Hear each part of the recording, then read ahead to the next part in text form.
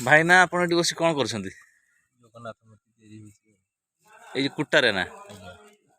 ଏଟା କେମିତି କଣ ବନଉଛନ୍ତି? ତାକୁ ଚୁମୁଳାରେ ମୁଡିକି କୁଟାରେ ନା କେମିତି? କୁଟାରେ ଏମିତି ମୁହଁ ତିଆରି ହେଉଛି। ଆଚ୍ଛା ହାତ ଦେହ ହେଇନାହିଁ ହବ। ଏମିତି କୁଟାରେ ବସିକି ବନଉଛନ୍ତି। ଏମିତି କୁଟାରେ ହବ ତାର ଫ୍ରେମ୍ ହେଲେ ସେଟିଂ କରାଯିବ।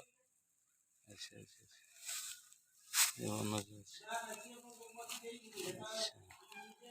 କଣ ସରଞ୍ଜାମ ଲାଗୁଛି? ବାଉଁଶ କୁଟା ସୁତଲି ସୁତୁଲି ନା ମାଟି ଲାଗୁଛି। ସବୁ ବହୁତ କିଛି ଜିନିଷ ଲାଗିବ।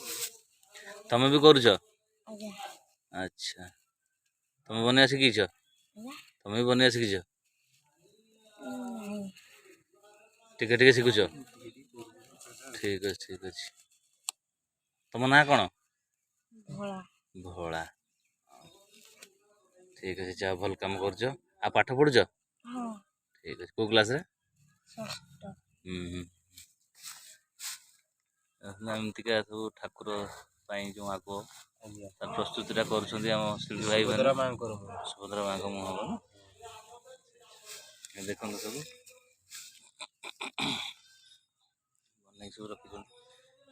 ଏଇଥିରେ ସବୁ ଠାକୁରଙ୍କର ସବୁ ହାତ ମୁହଁ ବିଶେଷ କରି ମୁହଁଟା ହବ ମୁହଁ ମୂର୍ତ୍ତିରେ ତିଆରି ହବ ବନେଇକି ରଖିଛନ୍ତି ଚୁମୁଳାରେ।